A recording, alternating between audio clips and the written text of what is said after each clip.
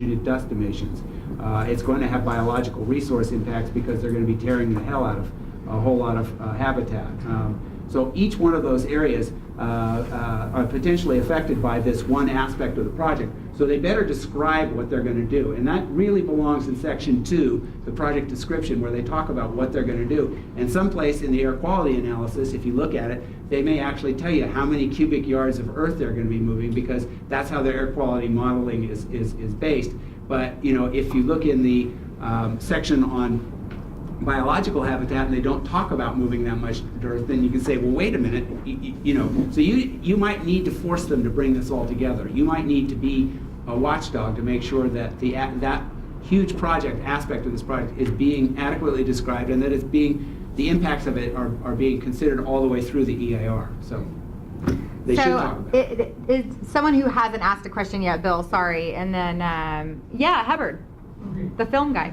If I were to regularly exercise in the area, big hike in this area that we're park, and they're going to plant a tree somewhere, that tree is not going to grow to 100 years of growth in the next couple of days. So then I've experienced a loss of a place to recreate. Now the question is, are they going to, would it be appropriate to consider that they should have a bus for me to take me to a place that's like the place that I was recreating in, and therefore give me, well, tree grows wherever it's growing, you know, and how would I present this argument? You can present that as a mitigation proposal. I don't expect that it's going to be received well. I think that they're going to argue that it lacks nexus and proportionality. They're going to say this is not a complete loss of your recreational opportunity. There are still other trees there. There are plenty of places to hang out. Plus, you know, a lot of people are going to find there are recreational benefits to this project, and on balance, we don't view that as something that we have to mitigate. So it borders, I hate to say it, it's on the frivolous, and therefore they won't be taken seriously. But, or they'll say, we're going to provide all these walking trails somewhere else, and that'll mitigate your loss. Recreational impacts are cognizable, though, and one of the things that was discussed extensively and I think effectively in connection with the MST project was the loss of connectivity of the equestrian trails, and the loss of the impact on the existing plans for recreation, and that's something that you should comment on. And so asking you for bus mitigation is outside of the realm, but talking about the impact on the existing plans for recreational amenities and the consequences of that, I think is well within what you should comment on. Well, yes. I'm going to comment on the time it takes these trees to grow. You know, there's a loss until that time, until they grow. So that's why I did it that way. Yeah, I'm just saying that they're going to say that they have done an analysis of the recreational impacts of the project, and that that's part of the aspect of it, and that it's subsumed within the analysis they've done, and that it doesn't change their conclusion that some of the trees are going to be growing because some of them are being left behind, and other people are going to get recreational amenities, and that they're looking at all this, you know. Yes, ma'am. Okay, so are there any of the preliminary plans that have been released, have they stated any alternative development sites, or has LandWatch just kind of been watching the project as it's unfolding in terms of, have you guys come up with any alternative development locations?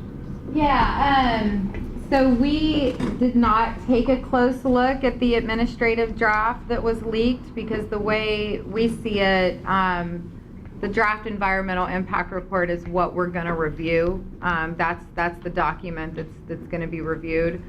Have we looked at alternative plans? No. I know, you know, and this may sound a touch crass, but someone had said to me, oh, well, you should, it was a different project, you should come up with an alternative, and you should do this and you should do that. And I said, gee, you know, LandWatch and our staff of 3 is really not in the business of coming up with alternatives to projects for Monterey Downs. I mean, that, and plus it's Monterey Downs, it's the EIR's job to come up with adequate alternatives. It's not LandWatch's job and our small budget and 3 staff to do an agency's work.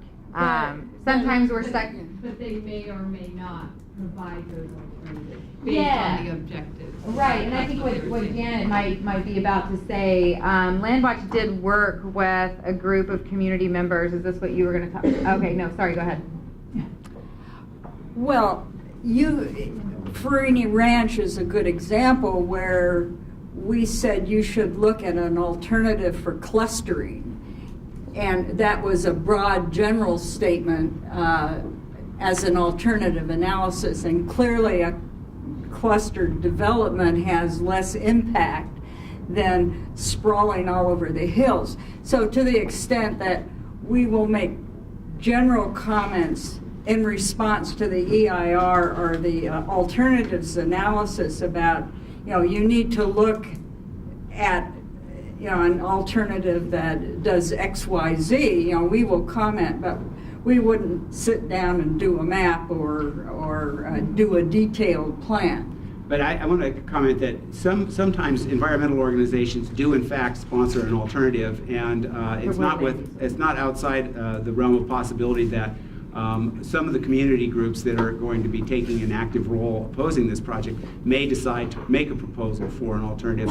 Again, alternatives can be alternative locations, or they can be alternative projects within that site. And the reasonable range of alternatives is the obligation. And they may say, we've already done that, but the public can propose an alternative, and if the alternative that they propose is sufficiently different and demonstrates that they haven't in fact looked at a reasonable range of alternatives, because here's another one that's reasonable and is different and deals with impacts, then they have to take it seriously and have to explain why they wouldn't consider it, or they have to consider it. And if they reject it because it's infeasible, they have to explain why it's infeasible. If they reject it because it doesn't meet project objectives, they have to explain why it doesn't. So to the extent that somebody wants to make a specific proposed alternative, they have to give it credence. They have to at least pay attention to it. They can't simply just say, we've already looked at alternatives, we don't even have to think about yours. And I know there are folks that have looked at alternative uses for that site, and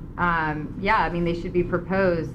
One thing that's really frustrating, I think, and this is sort of big picture thought, jurisdictions just accept project proposals and then they go through the process. I would love to see the city of Seaside, take a broad view and say, what do we want to have happen with this space, rather than, oh, well, there's this proposed application and let's just go ahead and process it.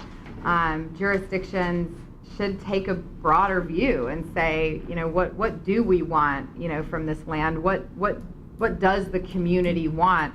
The city of Salinas recently went through a big public process to when they were developing their economic development plan, and they had these series of community meetings, really well attended, and the public overwhelmingly said, we want Old Town, a bunch of money put into Old Town and have it redeveloped, and we want more access to open space and recreation. The city came back with a plan for sprawl development on the outskirts of the city. So it was really disappointing that the city got all this great input and people really participated, and then the outcome was, well, we would rather pave over prime ag land, expand the boundaries, put shopping on the outskirts, and do 1950s planning. But we heard you, and we'll do some stuff in Old Town, but really we had our own ideas about what we wanted to do. This whole charade with public input was just that. It was just a charade.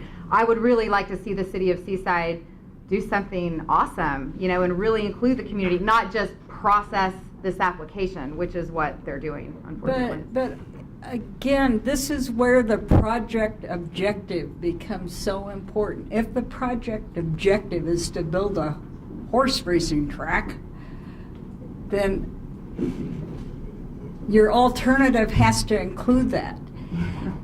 If your project objective is to provide recreational opportunities or some more generic kind of project, then you have something to work with your alternative. So that's why looking at the objectives is really important.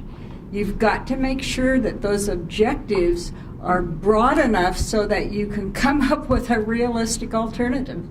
But you won't be able to propose a use here and expect them to take it seriously that is fundamentally different.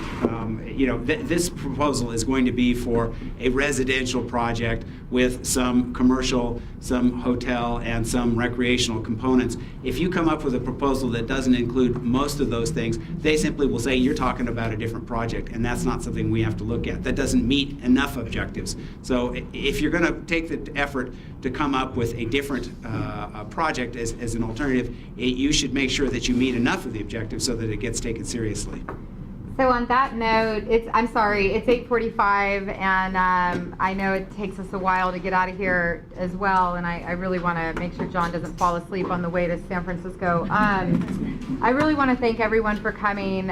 Give me a couple days to prepare this email. You will get all of this information. It's really, really important to LandWatch that you understand what CEQA is, that you understand how to participate, because we believe that public participation can change outcomes. And so there you have it.